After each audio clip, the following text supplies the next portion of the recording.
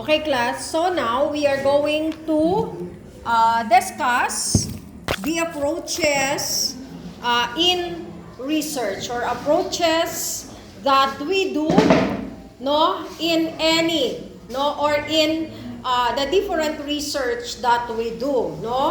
For example, in quality, we have the qualitative research. So what are the different approach that we are going to make, or the methods, the methodology that we do in research, Okay? Class, I'm sorry kami ngayon ay Purple Wednesday, the whole month of March, lahat ng mga teachers nyo or ng ating mga non-teaching staff are all wearing purple. So, pagpasensyahan nyo if we are not wearing our uniform, But anyway, we are wearing our number one uniform in a school, and that is our smile, Dapat kayo din, You have to wear, yes, you have to wear also your uniform, This is our lifetime uniform wherever we go. So you have to smile, diba? Alam niyo ba na kapag kayo palaging nakasmile ay malapit ang swerte, diba? Nakaka-good vibes, sino mga kontrabida doon sa sinabi ko? Naniniwala ba kayo doon? Do you agree? Or not? Agree? Disagree? Yes. Okay. Now let us take up the different approaches to research, After you have chosen, your topic in research, what is your next move? Ano yung kasunod na gagawin nyo? Okay? So how are you going to approach or begin your research, deal with your data and establish a connection among all the things or activities, So, nakapaghanda na kayo, nakapag-ready na kayo ng inyong topic, so the next consideration is paano, What is the approach or what is the method that you are going to use as far as your title is concerned, So there are, class, there are 3 approaches to research which are relevant to what we have discussed before about the different types of research. Okay? So, let us take the first one. Ano yung ating number 1 approach to research? Number 1 is Alvarez. Alvarez, please. I don't want the chorus answer. Just raise your hand. Number 1, what is the first approach? The first is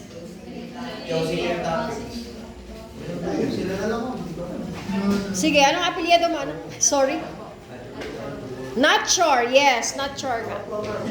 The first is the scientific or positive approach. Yes. Sige, anak, basahin mo. Scientific or positive approach. So what does it mean? In which you discover and measure information as well as observe and control variables in a personal manner. Go ahead. It allows Control of variables. Therefore, the data gathering techniques appropriate for the approach are structured interviews, questionnaires, and observational checklists. Data given by these techniques are expressed through numbers, which means that this method is suitable for quantitative research. Okay, so narinig natin ang salitang quantitative research. So therefore, the scientific or positive approach is for quantitative research. Meaning to say, if the type of research that you are doing is all about quantitative research, then the approach that you are going to use is scientific or positive approach. Bakit? Because you discover and measure the information as well as observe and control variables. So kapag may controlling and meron din tayong tinatawag na manipulating or manipulation, then that is what we call scientific approach. Why? Because we are doing the experimental. No, we are doing the experimental. We are also doing correlational. Ano pa? Or comparative study. No? And those kinds of quantitative research are having the positive or the scientific approach. No? Kasi hinahanap natin ang numerical data. And we also trying to discover what will happen. Diba? What will happen using the numerical interpretation. Okay? Ano nga sinabi ko sa scientific? Pakiulit? Anybody? Anong sinabi ko in the scientific? That? That the scientific or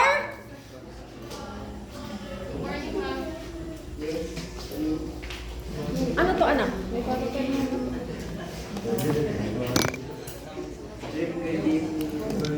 Okay, ano nga ang scientific approach? Nagsasalita ba ako nang walang nakikinig? Ha?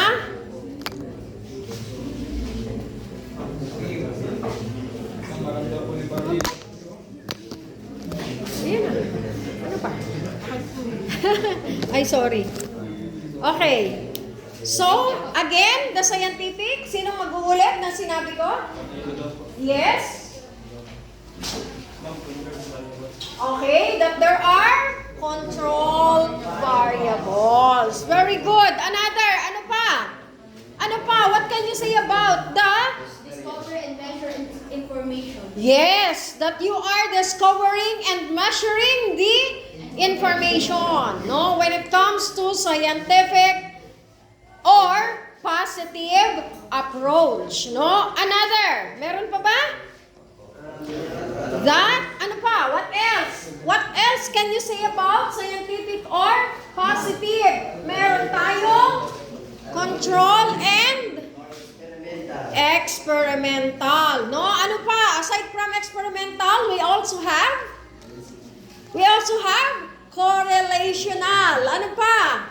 We also have the comparative, no, study. Okay? And we also have the quasi-experimental. Okay, so that is the first approach, no, that you can use in research. Okay? Next, what is the second one? The number 2 approach is what we call, anybody? Yes? The second approach is the naturalistic approach. Okay, the naturalistic approach. Go ahead, Anak. In contrast to the scientific approach that uses numbers to express data, the naturalistic approach uses words. This research approach directs you to deal with qualitative data that speak of how people behave toward their surroundings. These are non-numerical data that express truths about the way in a subjective or personal basis in an uncontrolled or unstructured manner. A naturalistic approach happens in a natural setting. Okay, thank you. So naturalistic approach is the second one, no, that you can use in doing your research. Okay? If the scientific or positive approach uses numbers and is very much applicable to quantitative research, What about the naturalistic approach? Para saan ang naturalistic approach? We can use that in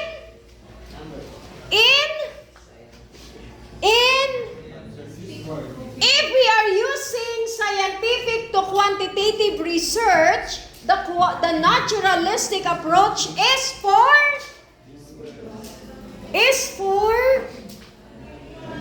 what type of research? Kung kayo mahiya, what is for the naturalistic approach? This is for qualitative. Yes, no? Qualitative siya. Because, bakit para sa qualitative research siya? Bakit sinabi? Why is it that naturalistic approach is for qualitative research? Because of dahil ang ginagamit niyang data ay non-numerical data. In other words, kapag siya ay non-numerical, siya ay puro verbal interpretation. Diba? Verbal interpretation, or you are just describing, diba? Describing the result, no? So that is why the naturalistic approach is for, or it is very much applicable to qualitative research, no? So it, in contrast to the scientific approach, di ba? Kabaligtaran, no? Ng scientific approach na gumagamit ng numbers, ang qualitative research, the naturalistic approach uses words. The people behave towards their surroundings, no? So yung behavior, no? The verbal interpretation or the quality of the subject, yun ang kanilang ginagamit na data or interpretation of their data. Kasi nga, puro verbal, no? Naturalistic approach. So that is the second approach to research. What about the third one? What is the third approach to research?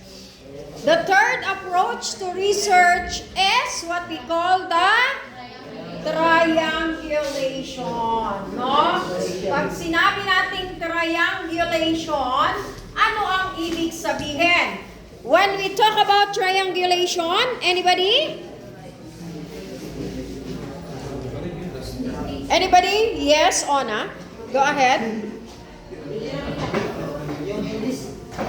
Yes, the third one. In this case, you are free to gather and analyze Free to gather and analyze data using multiple methods. O yung tinatawag natin na triangulation. Sige, go ahead. Go ahead, anak. Go ahead. Allowing you to combine or mix up research approaches, research type data, gathering and data analysis techniques. The triangulation approach gives you the opportunity to evaluate of the research from different perspectives. From different perspective, no? Sabi natin, ang triangulation approach ay nagbibigay sa inyo, giving you the free will, no? Whatever research or whatever approach you want, no? And that is the mix, no? The mix or the multiple method, no? Triangulation, meaning to say, you are using quantitative and at the same time, you are also using qualitative, no? Sa qualitative, meron tayong, in quantitative, we have the descriptive, no? Research. Okay? So, those are the three methods or approach that we use in conducting your research, no? Ano nga ang number one? Scientific or positive The second one is? Naturalistic approach. And the third one is? Yes, the triangulation approach, you are free to use the two, or if you are going to use a combination of qualitative and quantitative, or positive and naturalistic approaches, you are using triangulation, multiple. Di ba pag sinabi natin multiple, marami. More than one. So therefore, you are using more than one approaches, then you are in number 3, and this is what we call the triangulation approach. No? Did you get me, class? Okay, alam na, what are the difference between the three? Pag sinabi nating scientific or positive approach, ano ang ginagamit? Quantitative. Or anong meron sa quantitative? Numerical or numbers. Numerical interpretation. Pag sinabi nating naturalistic approach, anong meron? Qualitative research. At ano ang kanyang data? Yes, non-numerical data, or we only have verbal interpretation. Okay? And pag sinabi natin, when we talk about triangulation approach, we are dealing with multiple methods, or ano pa? Pwedeng quantitative and at the same time, qualitative. Meaning to say, you have the numerical data and you also have the verbal interpretation. No? So that is what we mean by triangulation approach. No? Okay, so yun, class, ang ating approaches to research. No? Okay, so are you ready now for our evaluation? Yes, naintindihan na, narinig na, makakasagot na sa mga questions ni ma'am. No? Okay, sige.